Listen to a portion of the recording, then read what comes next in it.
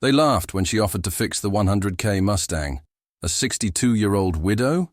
Impossible. But Margaret Hayes had lost everything except her skill, and she was about to prove that engines roar loudest when doubters least expect it. Margaret Hayes pulled her 15-year-old pickup truck into the gravel lot of Sullivan's auto shop just after 7 in the morning. The August heat was already building, the kind that made asphalt shimmer and turned metal tools into branding irons by noon. She sat in the driver's seat for a moment, gripping the steering wheel, staring at the faded sign that read, Sullivan & Sons, classic car restoration since 1972. Her hands were rough, calloused from years of turning wrenches and rebuilding carburetors. At 62 years old, Margaret had spent more time under car hoods than most mechanics half her age. But that didn't matter much anymore. Not since her husband Frank died 3 years ago, leaving her with their small garage in rural Pennsylvania and a mountain of medical debt that swallowed everything they'd built together. She'd sold the garage 6 months ago. Had to. The bank didn't care about her skills or her reputation in the community. They cared about numbers, and the numbers didn't add up. Now she worked part-time at the hardware store, stocking shelves and answering questions about drill bits from men who looked right through her. But today was different. Today she had a shot at something real. Margaret climbed out of the truck, smoothing down her worn denim shirt. She'd dressed carefully, not too feminine, not trying too hard, just clean and professional. Her gray-streaked hair was pulled back in a neat bun. She'd even scrubbed the permanent grease stains from under her fingernails, though some shadows remained that no amount of soap could eliminate. The shop's bay doors were already open. Inside, she could see 3 men gathered around a gorgeous 1967 Shelby Mustang GT500, its body partially disassembled, engine compartment exposed like a patient on an operating table. The car was stunning even in pieces, Eleanor blue paint still gleaming on the panels that remained intact. This was it. The $100,000 restoration project that Thomas Sullivan had posted about in the county newspaper. Seeking experienced mechanic for prestigious classic car restoration. Serious inquiries only. Margaret had called the number that same afternoon, her heart pounding. She'd rebuilt 4 Mustangs in her lifetime, including a '65 Fastback that had won Best in Show at the Carlisle event 2 years running. She knew these cars inside and out, could diagnose problems by sound alone, could feel what an engine needed through the vibrations in her palms. Sullivan's Auto, a gruff voice had answered. Hello, my name is Margaret Hayes. I'm calling about the restoration position. We found someone. Thanks. Click. The dismissal had stung, but Margaret wasn't the type to give up easily. She'd driven past the shop the next day and seen the Mustang still sitting there, untouched. No one working on it. The position was still open. They just hadn't wanted to talk to her over the phone. So here she was, showing up in person. Frank used to tell her that her persistence was both her greatest strength and her most annoying quality. She'd smiled every time he said it, because they both knew it was true. Margaret walked through the open bay door, her boots crunching on the concrete floor scattered with metal shavings and old bolts. The smell hit her immediately. Motor oil, brake fluid, the sharp tang of welding work, and underneath it all the mustiness of old upholstery waiting to be restored. It smelled like home. The 3 men looked up as she approached. The oldest one, probably in his late 50s, had Sullivan embroidered on his navy work shirt. His face was weathered, with deep lines around his eyes and a permanent scowl that suggested he didn't smile much. The other 2 were younger, maybe in their 30s, both wearing the same uniform. Sons, she figured. Help you, ma'am? Thomas Sullivan asked, not unkindly but not warmly either. His eyes flicked to her truck outside, then back to her face. She could see him making assumptions, categorizing her. Yes, sir, I'm Margaret Hayes. I called about the restoration position last week. The younger men exchanged glances. One of them, the taller one with arms covered in tattoos, smirked and looked down at his work boots. Thomas frowned, searching his memory. Don't recall that conversation. It was brief, Margaret said evenly. I was told you'd filled the position, but I noticed the car is still here, so I thought I'd introduce myself properly. She extended her hand. Thomas looked at her hand for a moment too long before shaking it. His grip was firm, testing. The positions for a full restoration. Engine rebuild, transmission work, body work, interior, the whole package. It's a 6-month commitment, maybe longer. I understand. It's for someone with experience. Real experience. I have that, Margaret said, keeping her voice steady. I owned Hayes Custom Garage for 28 years, specialized in classic American muscle cars, particularly Ford products. The shorter son, he looked about 35, with thinning hair and a soft belly that pushed against his shirt, let out a barely suppressed laugh. Hayes Custom Garage? Never heard of it. We were in Millerton, about 40 miles east of here.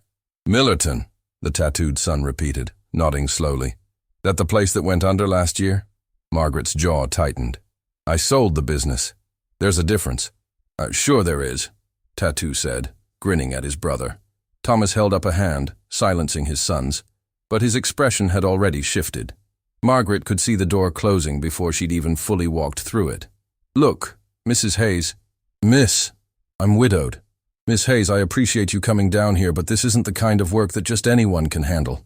The owner of this vehicle is paying top dollar, and he expects top-quality craftsmanship. Which is exactly what I can provide, Margaret said, feeling the conversation slipping away from her. I've restored 4 Mustangs, including 2 Shelby models. I can show you photos, references. Did you do the work yourself, or did your husband do it? The soft-bellied son asked. His tone wasn't quite mocking, but it wasn't respectful either. It was the tone people used when they were being polite while thinking something entirely different. The question landed like a slap. Margaret took a breath, measuring her response. My husband was a commercial pilot. He flew cargo routes overseas. He didn't work on cars. I did all the restoration work myself, with occasional help from one apprentice. Uh-huh. Tattoo walked closer to the Mustang, running his hand along the fender. This car here? It's going in the Pebble Beach Concours next year. You know what that is? Of course I do. Margaret's voice came out sharper than she intended. It's one of the most prestigious classic car shows in the world, held in California every August, judged on authenticity, craftsmanship, and historical accuracy. Tattoo raised his eyebrows, surprised. Okay, so you know cars. That's great. But knowing about them and being able to handle a project like this, that's different. Thomas stepped forward, positioning himself between Margaret and the Mustang, a physical barrier. The thing is, Miss Hayes, this restoration requires someone who can be here full-time, sometimes 10 or 12 hours a day. It's demanding work. Physical work. There it was. The subtext made text. Margaret felt the heat rise in her chest, the familiar anger that she'd learned to swallow down over a lifetime of being underestimated. I'm 62 years old, Mr. Sullivan, not 90. I assure you I'm capable of putting in a full day's work. It's not just about age. Then what is it about? She hadn't meant to sound challenging, but the words came out that way, because I've outlined my qualifications, my experience, my knowledge of these vehicles. What exactly is the concern? The garage fell silent except for the distant hum of an air compressor in the back room. The 3 men shifted uncomfortably. Thomas glanced at his sons, then back at Margaret, his expression somewhere between irritation and pity. Look, I'm going to be straight with you, Thomas finally said. I've been in this business for 40 years. I've hired dozens of mechanics, trained my sons, worked with the best restorers in the state. And in all that time, I've never once seen a woman who could handle this level of work. The words hung in the air between them like exhaust fumes. Margaret felt something crack inside her chest, but her face remained composed. You've never seen it, because you've never given anyone the chance to show you. That's not fair, the soft-bellied son said. We've had women apply before. For the front desk, Tattoo added. Administrative stuff. They just weren't interested in the mechanical side. Or maybe, Margaret said quietly, they could tell they weren't wanted. Thomas's face hardened. Now hold on. I run a professional operation here. I don't discriminate, but I also don't hire people just to make a point about equality or whatever. This is business. That car represents $100,000 in labor alone, not counting parts. The client is expecting perfection. And you think a woman can't deliver perfection. I think you haven't proven you can handle a project this size. How can I prove it if you won't give me a chance? Thomas sighed, running a hand over his face. For a moment, Margaret thought she saw something soften in his expression, a flicker of understanding, maybe even respect for her persistence. But then it was gone, replaced by the same closed-off look from before. I'm sorry, Miss Hayes. I really am. But I've already got someone else lined up for the work. He's starting next week. The lie was obvious. Margaret could see it in the way his sons glanced at each other, in the way Thomas wouldn't quite meet her eyes. But calling him out on it would only make things worse. She nodded slowly, feeling the weight of defeat settle on her shoulders. I see. Well, thank you for your time. She turned to leave, her boots echoing on the concrete floor. Each step felt heavier than the last. This was it. Another door closed. Another opportunity lost to assumptions and outdated thinking. She'd go back to the hardware store, back to stocking shelves and being invisible, back to a life that felt too small for everything she still had left to give. Must be nice, Tattoo said behind her, his voice carrying. Having so much free time that you can drive around applying for jobs you're not qualified for. Margaret stopped walking. Her hand curled into a fist at her side. Brian, Thomas said sharply. What? I'm just saying. If she really knew cars like she claims, she'd still have her own garage, right? The soft-bellied brother laughed. Got a point there. Margaret turned around slowly. The three men were watching her.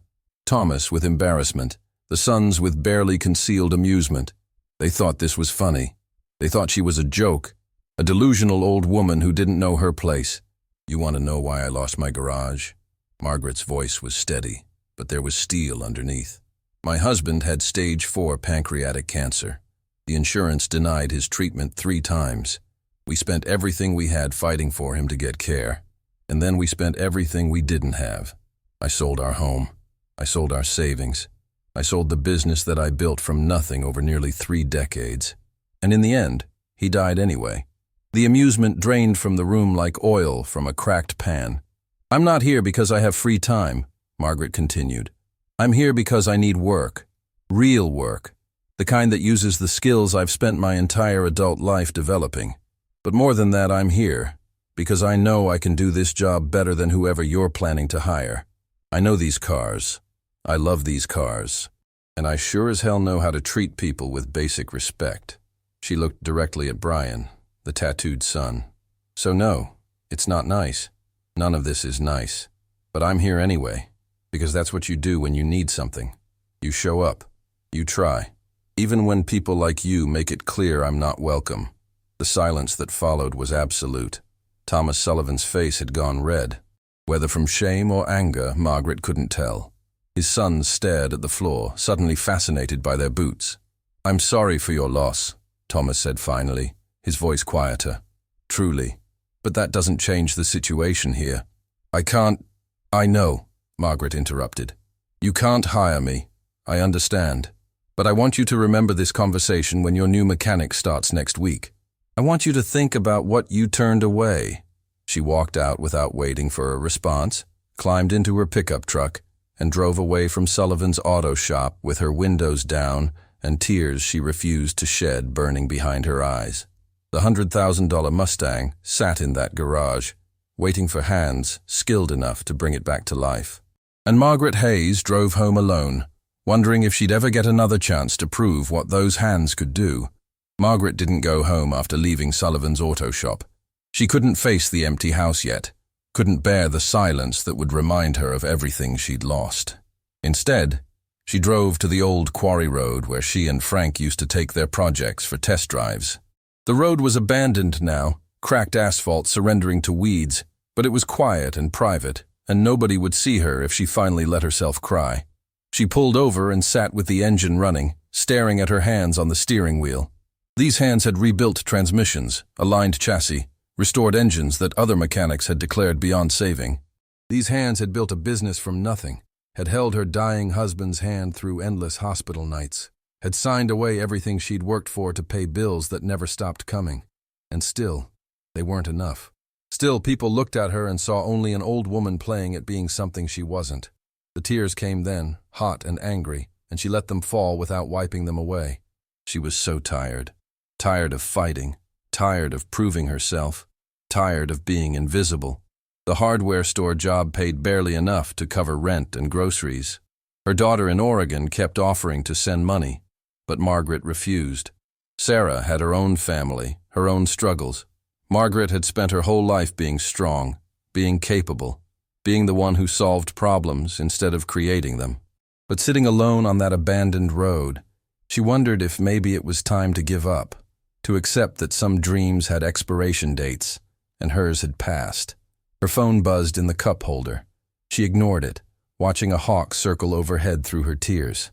It buzzed again and again. With a frustrated sigh, she grabbed it. 3 missed calls from a number she didn't recognize. Then a text. "This is Thomas Sullivan. Need to talk. Important. Please call back." Margaret's chest tightened. Had she left something at the shop? Or maybe he wanted to lecture her about showing up unannounced, about making his sons uncomfortable with her sob story. She almost deleted the message, almost drove away and never looked back. Instead, against every instinct telling her to protect what was left of her dignity, she called the number. He answered on the first ring. "Miss Hayes, thank you for calling back." "What is it, Mr. Sullivan?" Her voice came out rougher than she intended, still thick with tears she hoped he couldn't hear. There was a pause on the other end. When he spoke again, his tone had changed. Less defensive, more uncertain. "Are you okay? You sound—" "I'm fine. What do you need?" Another pause. She heard voices in the background, muffled arguing. Thomas's voice came through clearer, as if he'd moved away from whoever was there. "The man I hired to work on the Mustang. He showed up this afternoon." "Congratulations," Margaret said flatly. "Let me finish. He showed up drunk. Told me he'd been celebrating getting the contract, that he planned to subcontract most of the work out to a buddy of his in Pittsburgh. When I confronted him about it, he got belligerent, started making threats." Margaret sat up straighter, her mechanic's brain automatically shifting into problem-solving mode despite herself. "You fired him." "I did. And then I spent the last 3 hours calling every qualified restorer within 100 miles. Nobody's available for at least 6 months. The car's owner is expecting weekly progress updates starting Monday. He exhaled sharply. "I'm in trouble here. And you're calling me why, exactly?" "Because I was wrong." The admission hung between them like something fragile and unexpected. Margaret waited, saying nothing. "My sons are good kids, but they learned their attitudes from me," Thomas continued. "The way we talked to you this morning, you didn't deserve that. Your qualifications are solid, better than solid, and I need someone who can start immediately. Your sons won't be happy about this. They'll adjust." His voice firmed up. "This is still my shop. I make the final decisions." Margaret's hand trembled slightly as she gripped the phone. This was what she'd wanted. A real chance. A project worthy of her skills. So why did she feel like she was about to walk back into that garage and prove everyone's worst assumptions right? "What makes you think I'm still interested?" "Honestly, I'm hoping you need this as much as I do." His answer was direct, almost vulnerable. "The pay is $28 an hour, time and a half for anything over 40 hours, medical benefits after 90 days. And when the car's done, if the owner's satisfied, there's a $5,000 completion bonus." Margaret did the math automatically. 6 months at that rate, with the hours this kind of restoration demanded, would clear most of her remaining debt. Would let her sleep without waking up panicking about bills. Would give her back a piece of the life she'd lost. "I need to see the car properly. Engine compartment, undercarriage, all of it. I need to know what I'm getting into." "Fair enough. Can you come by tomorrow morning? Early, before the shop opens. That way you can examine everything without an audience." "Without your sons there, you mean?" "That too," he admitted. "I'll talk to them tonight, but I'd rather you and I settle the details first." Margaret wiped her face with her sleeve, trying to pull herself together. 6 o'clock too early? I'll have the coffee on." She ended the call and sat in her truck for another 10 minutes, watching that hawk ride the thermal currents. It circled the same patch of sky over and over, patient and focused, waiting for the right moment to dive. Margaret understood that kind of patience. She'd been circling her whole life, waiting for opportunities that usually went to someone else. But maybe, just maybe, this was her moment. The next morning arrived wrapped in fog so thick that Margaret's headlights barely cut through it. She pulled into Sullivan's lot at 5:45, her stomach a knot of nerves and anticipation. Thomas's truck was already there, lights on in the shop. He met her at the door with 2 steaming mugs of coffee, his face showing the effects of what had probably been a difficult evening. "Black, right? Seems like a black coffee kind of morning." "You'd be right." Margaret accepted the mug, wrapping both hands around it. The warmth helped steady her nerves. They stood in awkward silence for a moment, two people who'd said too much and not enough the day before. Finally, Thomas cleared his throat. I talked to Brian and Darren last night, explained the situation. They weren't happy, but they understand this is business. Do they? Or did you just tell them to keep their mouths shut? A wry smile tugged at his mouth. You're direct. I can respect that. Honestly, little bit of both. But they know that if they give you trouble, they answer to me, and that won't go well for them. I don't need you fighting my battles. I know you don't, but this is my shop, my reputation on the line. If someone disrespects my employees, they're disrespecting me. He gestured toward the Mustang. Come on, let me show you what you're dealing with. Margaret set her coffee down and approached the car like a surgeon examining a patient. She walked around it slowly, taking in every detail. The body panels that were off revealed rust damage she'd suspected but hoped wasn't there. The engine compartment was worse. Someone had started a rebuild years ago and given up halfway through, leaving parts scattered and connections half-finished. She crouched down to look at the undercarriage, pulling a small flashlight from her pocket. Thomas watched as she examined the frame, the suspension mounting points, the brake lines. Her hands moved with practiced confidence, touching, testing, assessing. Frame's solid, she said, more to herself than to him. That's good, but the previous person didn't know what they were doing.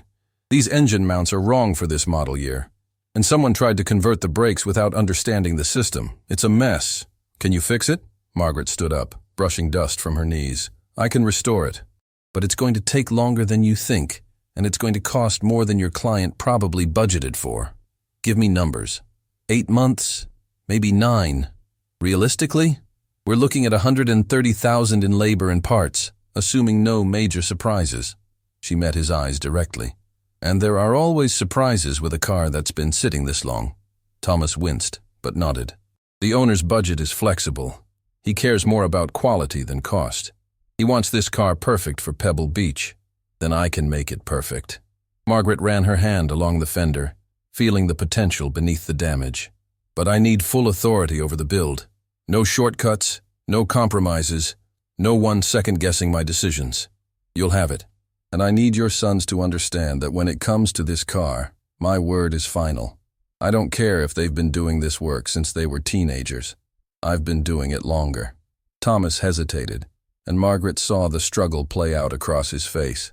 This was a man used to being in charge, used to his family operation running on his rules and his authority. What she was asking meant surrendering control to someone he dismissed yesterday as unqualified. Okay, he said finally. But I want weekly updates, photos, progress reports, any concerns that come up. Can you do that? I can. Margaret extended her hand. Then we have a deal? His handshake was firm, professional. We have a deal.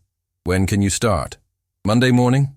I need to give the hardware store notice, and I want to spend the weekend going through parts catalogs and making a detailed restoration plan. Monday it is. Thomas picked up his coffee mug, took a sip, grimaced at the temperature. Miss Hayes, thank you for giving me a second chance. Thank you for giving me a first one, Margaret replied, even if it took you a while to get there. She left the shop as the sun was starting to burn through the fog, and for the first time in longer than she could remember, Margaret Hayes felt something that had been missing from her life for 3 years. She felt like herself again.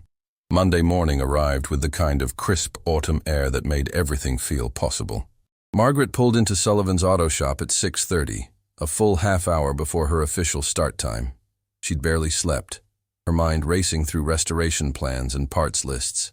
But more than that, she'd lain awake wondering if Thomas's sons would actually respect the arrangement their father had made, or if she'd spend every day fighting battles that had nothing to do with fixing cars. The bay doors were already open.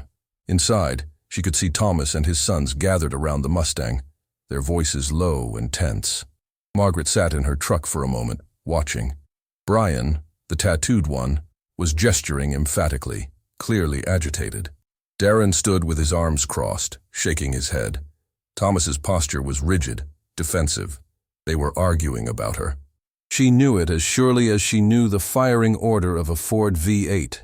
Margaret took a deep breath, grabbed her toolbox from the truck bed, the good one, the snap-on set that Frank had given her for their 20th anniversary, and walked through those bay doors like she had every right to be there. Because she did. The conversation stopped the moment her boots hit the concrete. 3 pairs of eyes turned toward her. The silence was thick enough to choke on. "Morning," Margaret said, keeping her voice steady and professional. She set her toolbox down near the Mustang with a solid thunk that echoed in the quiet shop. "Miss Hayes." Thomas stepped forward, his expression carefully neutral. "You're early. Wanted to get a head start." She pulled her hair back into a ponytail, securing it with a band from her wrist. "Figured I'd spend the morning doing a complete diagnostic before I tear anything down."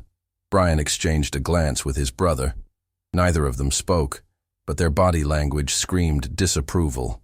They stood close together, a united front, making it clear she was the outsider here. "Boys," Thomas said, his voice carrying a warning edge. "Don't you have the Miller brake job to finish?" "We were going to help with the Mustang," Darren said, not quite meeting Margaret's eyes. "Get Miss Hayes set up with tools, show her where everything is." "I brought my own tools," Margaret said, "and I'd prefer to work alone while I'm assessing the damage. Too many hands on a diagnostic just muddies the water." Brian's jaw tightened. "We know this shop. We know where every tool is, every part, and I'm sure you'll be happy to point me in the right direction when I need something specific," Margaret interrupted smoothly. "But for now, I need to get acquainted with this car on my own terms. Understand its problems firsthand." The muscle in Brian's jaw jumped. Darren looked at his father, silently asking for backup. Thomas cleared his throat. "The boys and I discussed this yesterday. Miss Hayes has full authority on this build. That means she works how she needs to work. If she wants to start alone, that's her call." "Sure," Brian said, the word dripping with skepticism. He grabbed a wrench from the workbench, spun it once in his hand. "Just seems like someone with all that experience wouldn't need to take so much time looking at what's already obvious." "Brian," Thomas's voice dropped lower, more dangerous. "The Miller job. Now." The 2 brothers walked away, but not before Margaret caught the look they shared. A look that said this wasn't over, that they'd be watching, waiting for her to fail. When they were out of earshot, Thomas stepped closer to Margaret. "I apologize for that. They'll come around." "Will they?" Margaret pulled a shop light closer to the Mustang's engine compartment. "Or are they going to spend the next 6 months undermining everything I do?" Thomas's silence was answer enough. "Look," Margaret said, softening her tone slightly. "I don't need them to like me. I don't need them to want me here. I just need them to not sabotage me. Can you guarantee that?" "I can guarantee they won't interfere. Beyond that?" He shrugged. "Time will tell. You prove yourself with this car, and they'll have to respect you whether they want to or not. That's what I'm counting on." The first 3 hours passed in focused silence. Margaret worked methodically, documenting everything with her phone camera, every angle, every problem, every bolt that was cross-threaded or missing entirely. The previous mechanic's work was even worse than she'd initially thought. Whoever had started this restoration had either been incompetent or hadn't cared, leaving behind a mess that would take twice as long to fix as if she'd started from scratch. Around 9:30, she heard footsteps behind her. She didn't look up from the carburetor she was examining, but she could feel someone watching her. "That's not the original carb," Brian's voice came from too close behind her. "I know," Margaret said without turning around. "It's an Edelbrock replacement. Wrong CFM rating for this engine, though. Whoever installed it didn't understand the air fuel requirements for a 428 Cobra jet. You planning to replace it?" "I'm planning to rebuild the original. It's in that box over there." She pointed to a crate she'd found buried under a workbench. "Needs a full restoration, but it's worth saving." Brian walked around to face her, arms crossed. Up close, she could see he was younger than she'd first thought. Maybe 32, 33. Young enough to still think he knew everything, old enough to resent being told he didn't. "My dad says you owned your own shop for a long time. 28 years. So why'd you really lose it? And don't give me that story about medical bills. Successful shops don't go under that easy." The words stung because they landed exactly where they were meant to, on the raw wound of her failure. Margaret set down the carburetor carefully, wiped her hands on a rag, and looked Brian directly in the eyes. "You're right. Successful shops don't go under easy. They go under hard, slowly, one impossible choice at a time." Her voice stayed level, but there was steel underneath. My husband's cancer treatment cost $400,000 after insurance denied claims. I had to choose between saving my business and saving my husband. I chose my husband. He died anyway, and I lost everything. If you think that makes me weak or incompetent, that's your problem, not mine." Brian's expression flickered. Surprise, maybe a trace of shame. But he recovered quickly. "I'm just saying, a lot of people claim experience they don't really have. Talk a big game, can't deliver. Then watch me deliver." Margaret picked up the carburetor again. "But do it from over there. You're blocking my light." He stood there for another moment, clearly wanting to say something else. Finally, he walked away, his boots scuffing against the concrete floor. Margaret's hands trembled slightly as she worked. She hated that she'd had to explain herself, hated giving him ammunition about her life. But she hated even more the assumption that she was lying about her skills, that she was some kind of fraud who'd talked her way into a job she couldn't handle. By lunch, she'd completed the full diagnostic and started a detailed parts list. She was writing notes on her tablet when Darren approached, carrying 2 sandwiches wrapped in deli paper. "Thought you might be hungry," he said, his tone less hostile than his brother's but still cautious. "Dad usually orders lunch for the shop on Mondays." Margaret looked up, surprised. "That's thoughtful, thank you." Darren set 1 sandwich on the workbench near her, keeping the other. He glanced at the Mustang, then at her tablet full of notes and diagrams. "That's pretty detailed." "Has to be. This car's been through multiple owners, multiple half-finished restorations. If I don't document everything, I'll lose track of what's original and what's replacement." "Makes sense." He unwrapped his sandwich, took a bite, chewed thoughtfully. "Look, I know Brian came at you earlier. He's protective of the shop. We both are. Dad built this place from nothing, and we've been working here since we were kids." "I respect that," Margaret said honestly. "But being protective and being hostile to someone who's trying to help, those are different things." "Yeah." Darren looked uncomfortable. "I know.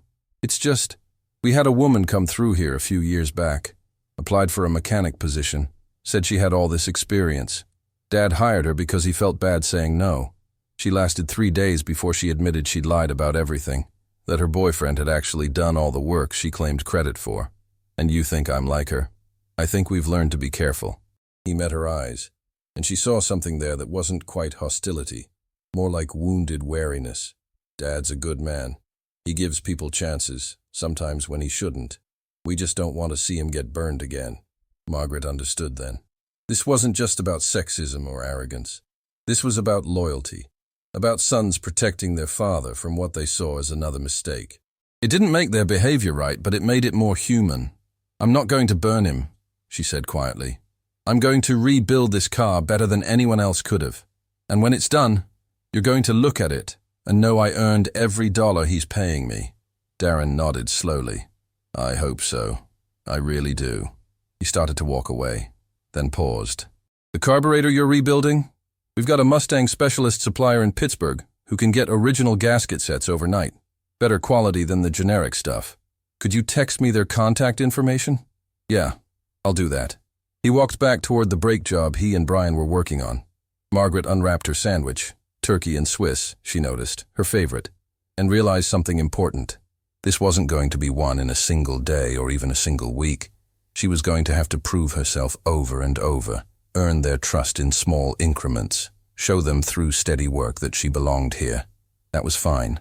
She'd been proving herself her entire life. She knew how to be patient, how to let her work speak louder than words. By the end of that first day, Margaret's back ached and her hands were covered in grease that would take 3 washings to fully remove. But she'd catalogued every problem with the Mustang, ordered 24 parts, and created a timeline for the restoration that was realistic rather than optimistic. Thomas found her cleaning her tools as the sun set outside the bay doors, casting long shadows across the shop floor. "How'd it go?" he asked. "Better than I expected, worse than I hoped." Margaret packed her wrenches back into their foam slots, each one exactly where it belonged. "Your sons don't trust me. Can't blame them for that. But Darren's warming up. Brian's going to take longer. He will come around. He's stubborn, but he's not stupid." Thomas leaned against the workbench. "What's the verdict on the car?" 6 months was optimistic. "I'm looking at 8, maybe 9. The previous work was so bad that I'm essentially starting from 0 on most systems. but it's doable. And when it's done, it'll be show quality.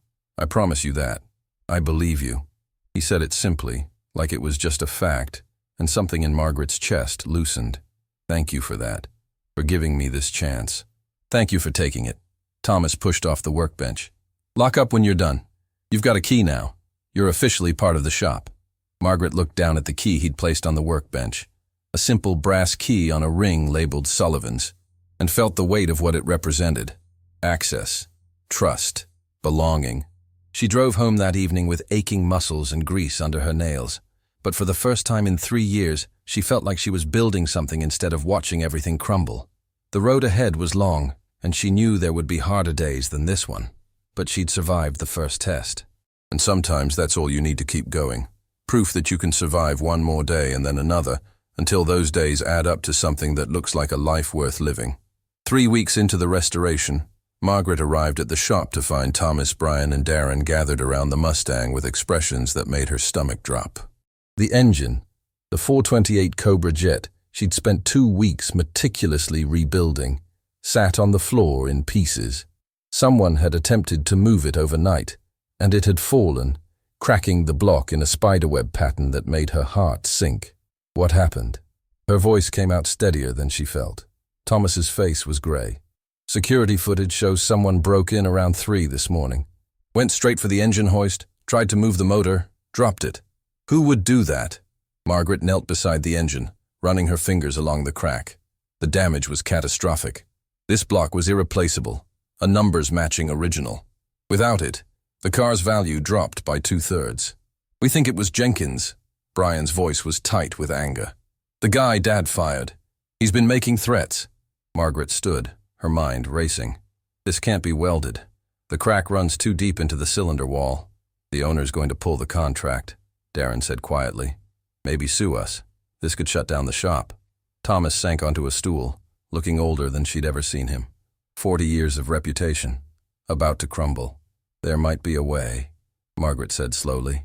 All 3 men turned to look at her. I know someone, a machinist in Detroit who specializes in impossible repairs. If anyone can save this block, it's Ray Chen. You just said it can't be welded, Brian said.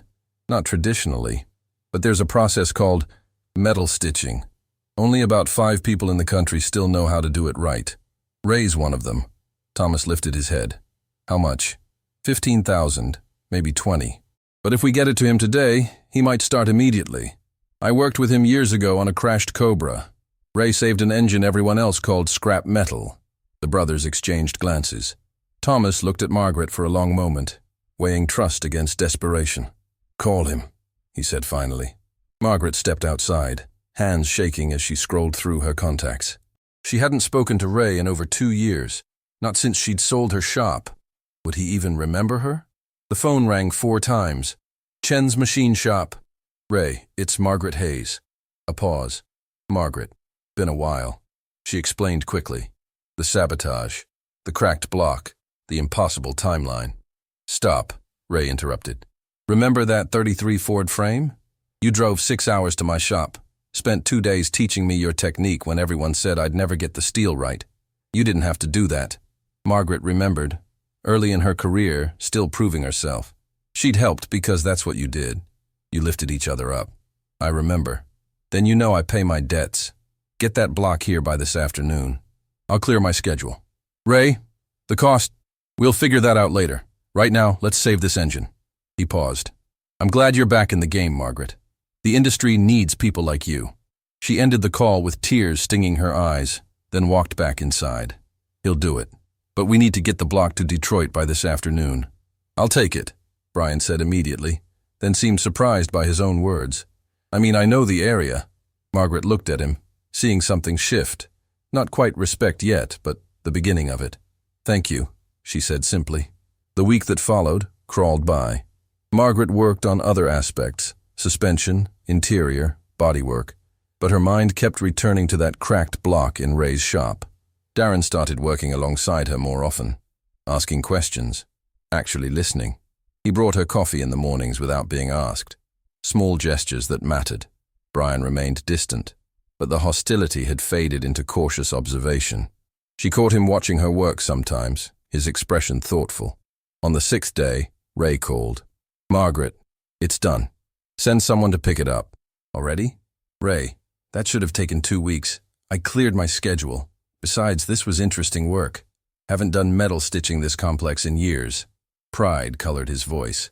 Blocks stronger than it was originally. Thomas sent both sons, and Margaret spent that entire day unable to focus. She reorganized her tool chest 3 times, cleaned parts that were already clean, checked her phone every 5 minutes. When the truck finally pulled in late that afternoon, she forced herself to walk, not run. Brian and Darren climbed out, faces unreadable. "Well?" Thomas asked.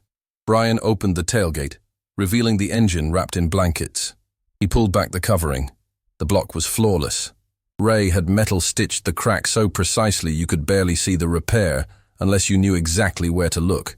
The stitching looked like delicate embroidery on metal, hundreds of tiny interlocking pieces that had literally sewn the block back together. "This is impossible," Darren whispered. "I've never seen anything like this." "Ray Chen is one of the best in the world," Margaret said, running her fingers along the repair. "Maybe 4 people alive who can do work this precise. And you just happen to know one of them?" Brian's tone was genuinely amazed, not accusatory. "You build relationships. You help people when you can, and sometimes they help you back." Margaret looked at Thomas. "What did he charge?" $7,000 for the work, but he gave us 50% off. Said it was because of you. A debt he owed." Margaret felt her eyes burn. Ray had done this not because he owed her, but because he understood what this chance meant. "We need to call the owner," she said. "Tell him everything. Be honest." Thomas nodded.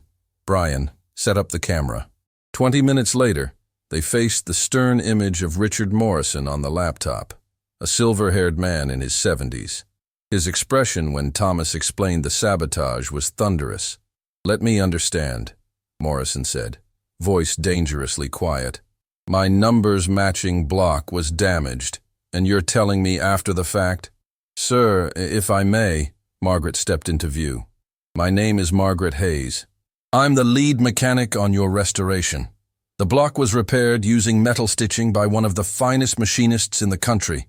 The repair is permanent, and the block is actually stronger now than originally." Morrison's eyes narrowed. "How do I know that?" "Because I stake my reputation on it, and because I'm going to prove it to you right now." Margaret turned to Brian. "Fire up the engine." "What?" Brian stared. "Margaret, we haven't even—" "I finished assembling it this morning. It's ready." She'd stayed late the previous 3 nights, working alone. The shop fell silent. Thomas looked like he wanted to object, but something in her expression stopped him. They rolled the engine to the test stand. Margaret connected fuel lines, cooling system, electronics, her hands steady despite her racing heart. This was it, the moment where she either vindicated everything she'd claimed or proved she was the fraud Brian had suspected. She primed the carburetor, set the timing, checked connections one final time. Then she looked at Morrison's face on the screen. "When this engine starts, Mr. Morrison, you're going to hear perfection.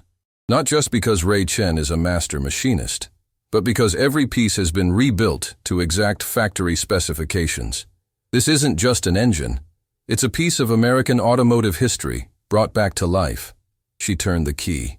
The starter cranked once, twice. The engine coughed, caught, and then roared to life with a sound that made everyone freeze. It wasn't just volume. It was quality. Smooth, powerful, perfectly balanced. The headers sang with that distinctive Cobra jet growl that enthusiasts drove hundreds of miles to hear. Margaret let it run for 30 seconds, then shut it down. The silence that followed was absolute. Morrison's face had transformed completely. "Miss Hayes, how long have you been restoring classic cars?" 30 years, sir." "And you're confident this repair is permanent?" "I'd stake my career on it. In fact, I am staking my career on it." Morrison was quiet, then smiled, the first smile they'd seen. "Miss Hayes, when this car is finished, I want you there when I take delivery. I want to shake the hand of the mechanic who saved my Mustang. It would be my honor, sir." After the call ended, Margaret turned to find Thomas, Brian, and Darren staring at her with identical expressions of stunned respect. "You finished assembling that engine alone?" Thomas asked. "Someone had to. We lost a week. I made up time. Margaret wiped her hands, suddenly self-conscious. It's what I do. Brian stepped forward, and Margaret tensed. Instead, he extended his hand. I was wrong about you, he said simply. I'm sorry. Margaret shook his hand, feeling something tight in her chest finally loosen. Thank you for saying that. I mean it. I've been working on cars my whole life, and I've never seen anyone do what you just did. The precision, the confidence. He shook his head. We thought you were just some lady who knew how to change oil. We didn't realize we were working with a master. I'm not a master, Margaret said quietly. I'm just someone who's been doing this long enough to know there's always a solution if you're willing to work hard enough to find it. Darren moved closer. Teach us, please. Whatever you know, whatever you're willing to share. We want to learn. Margaret looked at these three men who doubted her, dismissed her, made her prove herself over and over. She saw not enemies, but potential. People who could grow if someone took the time to teach them. Okay, she said. But we do it my way. No shortcuts, no ego, no assumptions. Just honest work and willingness to admit when you don't know something. Deal, all three said in unison. That evening, as Margaret cleaned her tools, Thomas approached with an envelope. What's this? Bonus, for saving the shop, for being exactly who you said you were. Inside was a check for $5,000. Thomas, I can't. You earned it. His voice grew quieter. My wife passed away 8 years ago. Breast cancer. I know what it's like to watch someone you love suffer, to feel helpless, to lose everything that matters. And I know what it's like to be given a second chance at something meaningful. Margaret's eyes filled with tears she'd been holding back for weeks. Thank you, not just for this, but for believing me when it mattered. Thank you for proving that sometimes the person you least expect is exactly the person you need. Margaret drove home that night with an engine's roar still echoing in her ears and tears streaming down her face. But for the first time in 3 years, they were tears of something other than grief. They were tears of redemption, of validation, of hope. The Mustang wasn't finished yet. There were still months of work ahead, but something else had finished today. The constant battle to prove she deserved to exist in a space that didn't want her. She'd proven it. She'd earned her place. And sometimes that's all anyone really needs. 8 months later, Margaret stood in the shop at 5 in the morning, staring at the completed Mustang under the fluorescent lights. The Elena blue paint gleamed like deep water, every curve and line restored to perfection. Chrome sparkled. The interior smelled of new leather and old dreams. She'd poured everything she had into this car, every skill she'd learned over 3 decades, every lesson from failures and triumphs, every ounce of determination that had kept her going through the hardest years of her life. Today, Richard Morrison would see his car for the first time since they'd begun the restoration. Today, she'd know if everything she'd sacrificed, everything she'd fought for, had been worth it. Her hands trembled slightly as she ran them along the fender one last time, checking for imperfections that didn't exist. She was 63 now. Her back ached every morning, and her hands weren't as steady as they used to be. But she'd done it. Against every assumption, every dismissal, every voice that said she wasn't good enough. She'd done it. You're here early. Thomas's voice came from behind her. Margaret turned to find him standing in the doorway with 2 cups of coffee, just like that first morning they'd made their deal. But everything else had changed since then. Couldn't sleep, she admitted, accepting the coffee. Kept thinking about everything that could go wrong today. Nothing's going to go wrong. That car is perfect. Thomas stood beside her, both of them looking at the Mustang like proud parents. You know what Morrison told me yesterday? He said in 40 years of collecting classic cars, he's never seen work this precise. Said you're the best mechanic he's ever worked with. Margaret felt her throat tighten. He really said that? He did. And he's not the type to give compliments lightly. Thomas paused, his voice growing softer. Margaret, I need to say something before everyone else gets here. She looked at him, seeing something vulnerable in his expression. When you walked into my shop that first day, I saw someone I didn't want to deal with. An older woman who probably didn't know the difference between a carburetor and a radiator, who was going to waste my time with stories about experience she didn't really have. He shook his head, shame coloring his features. I was wrong. Not just a little wrong. Completely. Fundamentally wrong. Thomas, let me finish. Please. He set his coffee down, facing her fully. You didn't just restore this car. You restored something in my sons, in me, that I didn't even know we'd lost. You taught us that competence doesn't come with a specific age or gender. That dignity isn't about what job you're doing, but how you do it. That the people we dismiss might be exactly the people we need most. Margaret's eyes filled with tears she'd been holding back all morning. You gave me my life back. When you hired me, I was barely surviving. I was stocking shelves and wondering if this was all I had left. You gave me a chance to remember who I am. No, Thomas said gently. You did that yourself. I just stopped standing in your way. The sound of trucks pulling into the lot interrupted them. Brian and Darren arrived together, followed by Morrison's black SUV. Margaret's stomach clenched with nerves, but she straightened her shoulders and walked out to meet them. Morrison climbed out of his vehicle, and Margaret was struck by how different he looked in person. On the video calls, he'd seemed stern, intimidating. In person, he was just an older man who loved cars, his eyes bright with anticipation. Miss Hayes, he said, extending his hand. I've been waiting 8 months for this moment. Mr. Morrison, welcome. Margaret shook his hand firmly. Are you ready to see what we've done? More than ready. They walked toward the shop together, and Margaret noticed Brian and Darren flanking her like honor guards. These two men who'd laughed at her, dismissed her, made her prove herself over and over. They were standing with her now, proud to be associated with her work. Thomas opened the bay doors slowly, building the drama. Morning sunlight flooded in, hitting the Mustang and making it seem to glow from within. Morrison stopped walking. His hand went to his mouth, and for a moment, Margaret thought he might actually cry. My God, he whispered. I've seen professional restorations at Pebble Beach, at Barrett-Jackson, at every major show, but this is something else entirely. He walked around the car slowly, taking in every detail.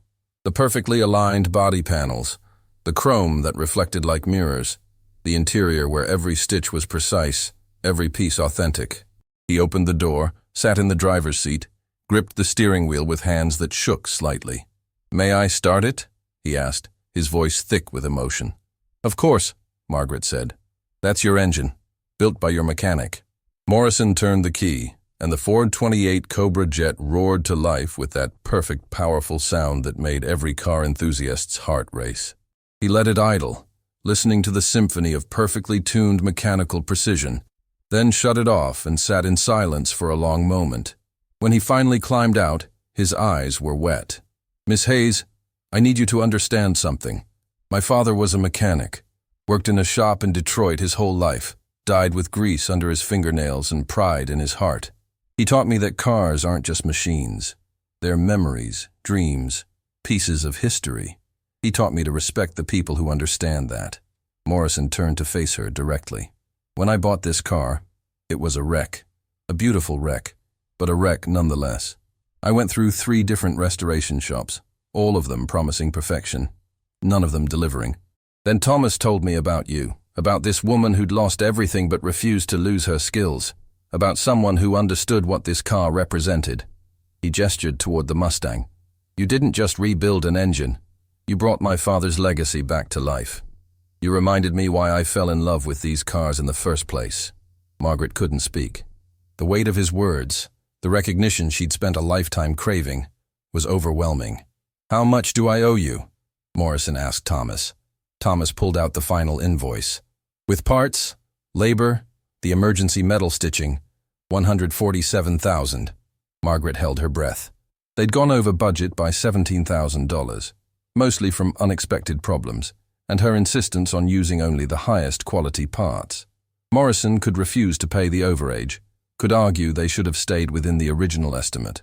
Morrison pulled out his checkbook, wrote something, and handed it to Thomas. That's $200,000. The extra is Miss Hayes's bonus. And before you argue, he looked at Margaret, that's not generosity. That's fair payment for work that exceeded every expectation I had. Margaret felt like the ground was shifting beneath her feet. $53,000. Combined with her salary and the previous bonus, it was enough to clear every penny of debt Frank's illness had left behind. It was enough to start saving again, to stop living month to month, to breathe for the first time in 3 years. "Mr. Morrison, I don't know what to say," she managed. "Say you'll consider doing another restoration for me. I have a 1970 Boss 429 that needs someone with your skills." He smiled. "And I'm not the only collector who's heard about your work. I've been getting calls from people asking who restored my Mustang. You're going to be busy, Miss Hayes." After Morrison drove away, carefully, reverently, in his restored Mustang, Margaret found herself alone in the shop with Thomas, Brian, and Darren. The space felt empty without the car that had dominated it for 8 months. "So," Brian said, breaking the silence, "a Boss 429. That's serious work." "Very serious," Margaret agreed. "One of the rarest Mustangs ever made. Only produced for 2 years. Would you take the job?" Darren asked. "If Morrison's serious about having you restore it?" Margaret looked around the shop that had become her second home, at these 3 men who'd become something like family, at the space where she'd rediscovered who she was beneath the grief and loss. "I might," she said slowly, "but only if we do it together. If you're serious about learning, about really understanding what restoration means." "We're serious," Brian said immediately. "Margaret, these last 8 months watching you work, it's changed how I think about everything. Not just cars, but people. My wife keeps telling me I'm a better man now than I was before you got here. Says I listen more, judge less." "Same here," Darren added. "I went to my daughter's school career day last month. They asked what my job was, and I said I work with the best mechanic in Pennsylvania. Told them all about you, about how you rebuilt an engine everyone else said was destroyed. My daughter told me later she wants to be a mechanic now, because of you." Margaret felt tears spilling down her cheeks, not caring anymore who saw them. "You have no idea what that means to me. When I lost my shop, I thought I'd lost my chance to make a difference, to pass on what I know. You're giving me that chance back." Thomas stepped forward, his own eyes suspiciously bright. "Margaret, I have a proposal. Not just for one more car, but for something bigger. I want you to be a partner in this shop. Not an employee, a partner. Sullivan & Sons becomes Sullivan, Hayes & Sons. You'd have equity, decision-making power, a real stake in the business." Margaret stared at him, unable to process what she was hearing. "Thomas, I can't afford to buy into a partnership. Not asking you to. Your skills, your reputation, your knowledge, that's your investment. We'll work out the legal details, but I want you here permanently, building this shop into something even better than it is." She looked at these 3 men, the ones who dismissed her, doubted her, made her fight for every inch of respect, the ones who'd learned, grown, changed, the ones who were offering her not just a job, but a future. "On one condition," Margaret said, her voice steady despite her tears. "We start a program. Teaching young people, especially young women, about restoration work. Not just changing oil, but real craftsmanship. Frank always said the best thing we can do is pass on what we know. I want to honor that." "Deal," all 3 men said together. That evening, Margaret drove home in her old pickup truck, Morrison's check in her purse and hope in her heart. She pulled into her driveway and sat for a moment, looking at the small house that had once been filled with Frank's laughter, his terrible jokes, his unwavering belief in her. "I did it, Frank," she whispered. "I almost gave up, almost let them convince me I wasn't good enough anymore. But I didn't. I kept going, and look what happened." She thought about that first morning at Sullivan's shop, standing in front of 3 men who saw her as nothing more than an inconvenient woman playing at being something she wasn't. She thought about the moment she'd walked out, dismissed and diminished, wondering if she'd ever get another chance. And she thought about what would have happened if Thomas had never called her back. If she'd given up, accepted that her time was over, let the world tell her she had nothing left to offer. The truth was simple and profound. Competence doesn't expire. Skills don't diminish just because you're older, or female, or have been knocked down by life. The world might try to make you invisible, might dismiss you based on assumptions that have nothing to do with who you really are.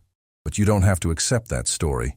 You can show up, do the work, prove that worth isn't about what people see on the surface. It's about what you bring when given the chance. Margaret climbed out of her truck, walked to her mailbox, and pulled out a letter from her daughter Sarah. Inside was a photo of Sarah's 12-year-old daughter Emma, grinning under the hood of a car holding a wrench. The note read, Mom, Emma keeps talking about Grandma the mechanic. She says when she grows up she wants to fix engines just like you. She says you proved that being a woman doesn't mean you can't do anything you want. Thank you for showing her, and me, what strength really looks like. Margaret pressed the photo to her chest, tears flowing freely now. This was the real victory, not the restored Mustang, not the money, not even the partnership. It was this, showing the next generation that they don't have to accept limitations other people try to put on them. Frank had always told her that the most important thing wasn't what you achieved for yourself, but what you made possible for others. She understood that now in a way she never had before. The $100,000 bet that Thomas's son had joked about, "I'll give you my salary if you can fix this," hadn't been about money at all. It had been about respect, about proving that worth isn't determined by age or gender or job title. Margaret had won that bet. But more importantly, she'd won something far more valuable. She'd won back herself. The woman who'd been lost in grief and debt and despair had found her way home, not despite the challenges, but because of them. As she walked into her house, she thought about all the women out there like her, the ones who'd been told they were too old, too inexperienced, too female to do the things they knew they could do, the ones who'd lost everything and wondered if they'd ever find their way back. And she hoped they'd remember this. Engines roar loudest when you least expect them to. Dreams don't die just because life knocks you down. And sometimes, the person everyone dismisses is exactly the person who changes everything. You just have to be brave enough to keep showing up, keep trying, keep believing that your worth isn't determined by other people's limitations.